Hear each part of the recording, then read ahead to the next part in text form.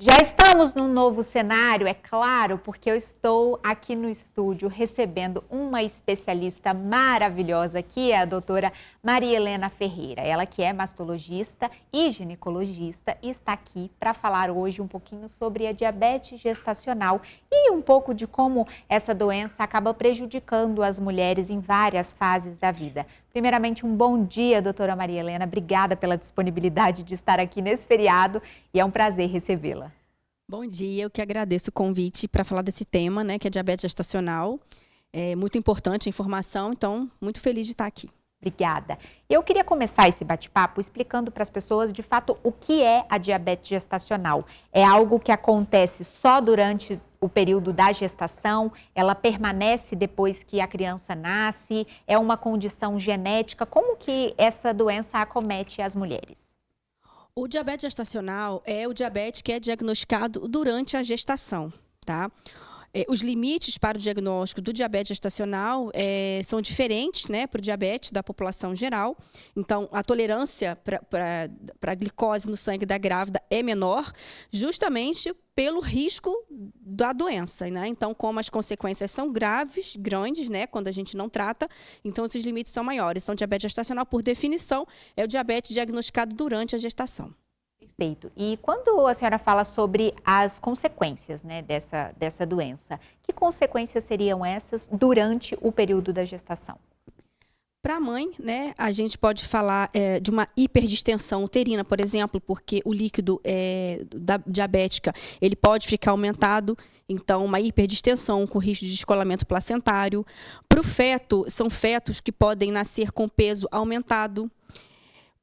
Fazer o que a gente chama de hipoglicemia no pós-parto, então aquele bebê acostumado com aquele ambiente, com altos níveis de glicose, quando essa gravidez termina, e ele está com a insulina alta, porque ele precisa responder àquela glicose alta, então quando esse bebê nasce, que ele perde aquele suprimento da mãe de glicose, a insulina dele continua alta, então pode baixar repentinamente, isso é risco para a morte neonatal. O que é importante, filhos de mães diabéticas descompensadas durante a gravidez, então aquelas mães que não se trataram, serão adultos que apresentam um risco maior para hipertensão e diabetes. Então não são consequências só para a grávida, só para a criança, nem durante só esse período. São consequências para a vida adulta dessa pessoa.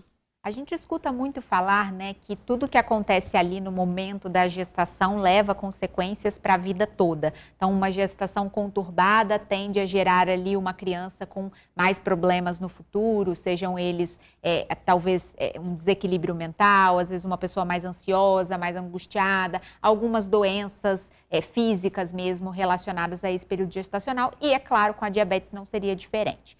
E existe, doutora, algum protocolo, algo que possa ser feito para evitar essa diabetes gestacional ou é loteria? Vai acontecer? Não é loteria. Claro que a gente tem, né, a questão do cunho genético, então pessoas, o diabetes está relacionado à genética, mas a obesidade, a síndrome dos ovários micropolicísticos descompensada previamente à gestação, então são todas situações que podem levar a mulher a ter diabetes gestacional. E é importante a gente saber também que mulheres que apresentam diabetes durante a gestação, mesmo que elas compensem depois dessa fase, são mulheres com maior risco para a diabetes, então, da vida, né? Então, ela precisa manter esse acompanhamento mesmo depois de finalizada a gestação. Perfeito, perfeito. E aproveitando o assunto, ontem conversando com alguns espectadores nossos que já sabiam da entrevista que nós faríamos, né, e com a sua especialidade na ginecologia, o assunto ovário policístico acabou surgindo ali como um ponto. Já que foi citado, eu acho que é um momento pertinente. Fala-se muito de ovário policístico e eu não sei se houve um aumento ou se é porque a gente tem falado mais sobre o assunto, então tem essa impressão de que cresceu o número. E muitas pessoas relatam conviver com essa síndrome. Existe um tratamento, por muito tempo a gente viu o tratamento sendo feito por meio das pílulas anticoncepcionais. O tratamento continua sendo esse, cada caso é um caso, como que a gente instrui a população sobre isso? As pílulas anticoncepcionais, elas fazem parte do tratamento, mas não são o único tratamento, tá? A gente tem que avaliar toda a questão metabólica da paciente. Então, justamente por essas questões relacionadas ao diabetes, a síndrome do ovário poliquístico está muito relacionado à obesidade, resistência insulínica, então estilo de vida, alimentação, tudo influencia. É claro que a gente tem as outras doenças, né, que podem no final da via levar a síndrome, mas e ela ser a via final de um outro problema, mas ela pode sim estar relacionada ao diabetes, na gestação, a resistência insulínica fora desse período, obesidade, então controle da alimentação, exercício físico, né? Então o sedentarismo ele contribui demais. E só para a gente lembrar aqui, o diabetes gestacional é a doença metabólica a síndrome dos ovários micropolicísticos é a doença metabólica mais comum na mulher jovem. Então a gente tem feito mais diagnóstico, de fato, porque tem acontecido mais, né? Então, e também na medida que as pessoas buscam mais serviços de saúde, elas têm mais diagnóstico, mas de fato tem muito, porque a gente mudou os hábitos alimentares, né? A gente para pior. Então a gente come pior, a gente se locomove agora, né, só de carro, então não tem mais, né, aquele exercício, e fora todo o sedentarismo. Então tem mais diagnóstico, mas aumentou muito sim. Quando a gente fala sobre esse processo de mudança de hábitos, a gente fala sobre comer melhor. Tem uma frase que eu adoro que é desembale menos e descasque mais, né? Buscar ter uma alimentação um pouco mais saudável, com alimentos in natura. Existe algum grupo alimentar que aumenta esse risco da diabetes gestacional? O açúcar, por exemplo, a gente identifica que mas além do açúcar, existem outros alimentos que se transformam em açúcar no corpo e podem ocasionar também essa diabetes? Os carboidratos, de uma forma geral, né? Assim, a gente não restringe carboidratos de grávida. Então, às vezes eu recebo no consultório, eu parei de comer arroz. Não, a gente não vai restringir. A gente vai trocar, né, por carboidratos que uma absorção mais lenta. Então, comer uma colher de açúcar, né, é diferente de você comer uma fruta. Então, elas têm carboidrato, elas têm açúcar, mas a forma de absorção é associar também esse alimento com outras coisas, né, que vão diminuir o que a gente chama de índice glicêmico. Então, é aquele pico, né, de glicose. Então, é diferente você comer alguma coisa que vai dar um pico de glicose em poucos minutos, ou você comer alguma coisa que vai ter aquela absorção gradual, né, do açúcar. Então, isso também faz diferença, né? Então, não é só a quantidade, mas a qualidade do açúcar que a gente consome. Isso é muito importante, porque às vezes as pessoas, pau é pau, pedra é pedra, tudo é açúcar e deve ser lidado como tal. E não é bem assim que acontece. Por mais que às vezes um determinado carboidrato seja também muito calórico, mas ele vai ter uma absorção diferente no nosso organismo e vai fazer com que esse metabolismo trabalhe de uma maneira mais inteligente. O nosso corpo é uma máquina extremamente inteligente e a gente precisa doutrinar, ensinar essa máquina a funcionar da maneira que a gente quer e que traga o resultado que a gente espera no longo prazo. E quando a gente fala de longo prazo, é algo que eu percebo que os médicos tentam mostrar muito isso na medicina, mas os pacientes acabam sendo muito imediatistas. A gente quer fórmulas mágicas.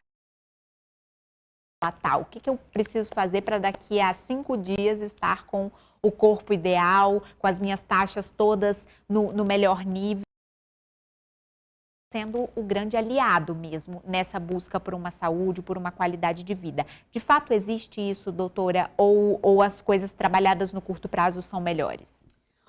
O imediatismo ele nunca funciona bem, né? Então, para a gente ter noção, o nosso organismo ele demora 5 anos para entender que aquele ali é o seu novo hábito. Então, o que eu quero dizer? Se uma pessoa tem a vida dela pesando 100 quilos e ela passa a pesar 50, o metabolismo dela vai sempre tentar levá-la de volta para aquele peso. Então, é sempre o nosso metabolismo, o nosso corpo tentando sabotar. Então, não existe essa de imediatismo, né? Porque a gente vai conseguir a curto prazo, mas não é que depois vai ganhar tudo. Quanta gente a gente vê que tem sucesso, não se trata disso. Mas imediatismo não, porque o próprio metabolismo não entende dessa forma. Ele vai tentar levar a gente de novo para aquele caminho.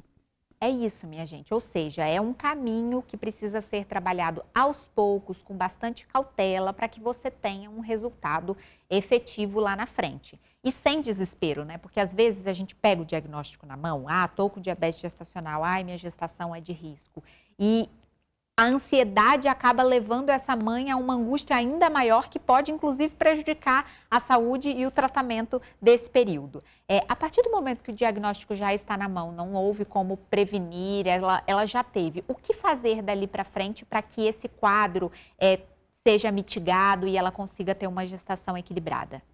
O diabetes gestacional, a gente faz esse rastreio, a gente faz uma glicemia, né, lá no primeiro trimestre, assim que a paciente chega, para a gente ter uma noção se ela, dessa glicose, né? Deu normal, então lá para o 7º mês a gente vai pedir para ela um exame chamado de teste oral de tolerância à glicose, que é toma um líquidozinho doce, que eu até brinco com as pacientes. Você vai lembrar de mim com muito carinho quando você estiver fazendo, porque dá um pouquinho de enjoo, ele é bem desconfortável, mas é muito necessário. Dado o diagnóstico, não necessariamente essa paciente vai começar com tratamento medicamentoso ou insulina. Não, a gente, dependendo de como tiver, a gente pode tentar primeiro um controle dietético. Então, como eu falei, a gente não restringe muito o alimento de grávida, assim. A gente não vai pegar para ela e fazer uma dieta, olha, agora você não come mais arroz, você vai comer. Não. A gente vai tentar dentro de uma dieta real, de uma possibilidade, né, de como ela vai ficar. É óbvio que aquela paciente que diz para mim, Maria Helena, eu almoço com 1 litro de refrigerante do lado. Eu como um bolo. É claro que essas coisas, se ela já sabe, ela não vai fazer, né? Mas o bebê, ele tem as necessidades dele, então a gente talvez não restrinja no sentido... da qualidade, né? A gente restringe talvez a quantidade, mas a qualidade do medicamento, da alimentação, né? E uma vez dado o diagnóstico, a gente precisa, com essa dieta, né? E aí não controlou com dieta, aí sim a gente pode fazer medicamento. O padrão ouro, né, é insulina, de fato, mas hoje a gente já sabe que tem medicações orais que a gente pode fazer para esse controle, em especial para aquela que a gente não consegue usar insulina ou aquela que a insulina já não conseguiu dar a resposta, a gente pode fazer medicamento oral também.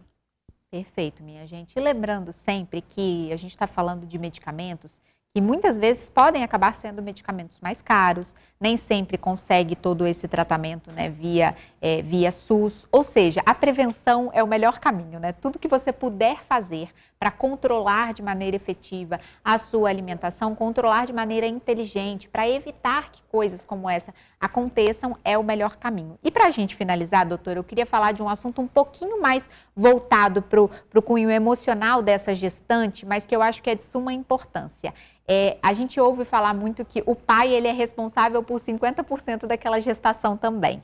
E quando a gente fala de controle alimentar, principalmente quando você vive dentro de uma casa, você está na gestação, você está num momento onde seus hormônios já estão ali bagunçadinhos, as emoções elas estão mais afloradas. Se você tem uma casa onde a rotina alimentar não é modificada para o seu bem-estar também, você acaba contribuindo para essa gestante ficar ainda mais estressada, aumentando o risco dela de ter outros tipos de doença. Queria que a senhora desse um recado para esses papais ou para esses familiares que convivem com essa gestante, mostrando o que acontece no corpo dessa grávida, que é essa bagunça toda que acontece com a gente e que acaba levando um pouco a esse processo um pouco mais delicado. A gravidez, ela dá muita fome na maioria das mulheres. Então, quem já passou por uma gravidez aqui, eu sempre digo, foi a única vez que eu acordei na minha vida para comer de madrugada, foi grávida, eu confesso. É uma fome, assim, realmente inegociável. Então, a gente precisa melhorar a qualidade da comida, já que a quantidade vai aumentar, e natural, o feto tem as necessidades dele, melhorar a qualidade. É igual quem fuma, é difícil você parar de fumar do lado de alguém que está fumando. Então, é difícil você comer uma comidinha mais saudável, que talvez não tenha aquele apelo, né, do sabor, do visual, do lado de uma pessoa que está comendo pizza, refrigerante, hambúrguer. Então, colaborar. Porque a consequência, ela pode ser durante a gestação, ela pode ser no parto, ela pode ser para a vida dessa criança. Então, a responsabilidade dessa família com essa criança, ela começa no pré, antes da concepção, quando a gente controla esse metabolismo, quando o pai colabora com a alimentação dessa gestante, quando a gestante colabora com a vida do filho que ela vai ter. Então, é uma responsabilidade de toda a família. E só aproveitando aqui a oportunidade para falar um pouquinho do diabetes na população, isso sem falar da grávida. O diabetes, ele atinge hoje 14 milhões de brasileiros, sendo que metade dessas pessoas não tem diagnóstico, elas não sabem que tem a doença. E é a maior causa de amputação não traumática, doença visual, doença no rim. Então, é uma doença de cunho populacional, que é claro que a gente puxa um pouquinho para a gestante pela minha especialidade, mas falando aí, né, do dia de ontem, que foi importante, dessa conscientização. Muita gente tem o problema e não sabe, e é importante. Então, anualmente, fazer seus exames, independente de fatores de risco, e aquelas pessoas com risco, sabidamente, né, é importante, história familiar, obesidade, mulheres que já tiveram diabetes gestacional, isso se torna ainda mais importante. pontinha no dedo, nem dói, é super simples o exame. Você pode procurar uma unidade básica de saúde para fazer isso. Às vezes você está sentindo uma tontura exagerada, você já está com alguns sintomas característicos e vai postergando uma dor de cabeça insistente, às vezes uma intolerância a algum tipo de alimento. Tudo isso pode ser um sinal dessa pré-diabetes ou já da diabetes de fato e pode contribuir para que você tenha ali um tratamento mais efetivo, mais tranquilo dali para frente. Doutora, muito obrigada pela sua participação. Agradeço. Eu espero te receber em outros momentos para a gente falar de outros assuntos, quem sabe. É só chamar. Vai ser maravilhoso. Muito obrigada, doutora, e um bom feriado para você. Obrigada.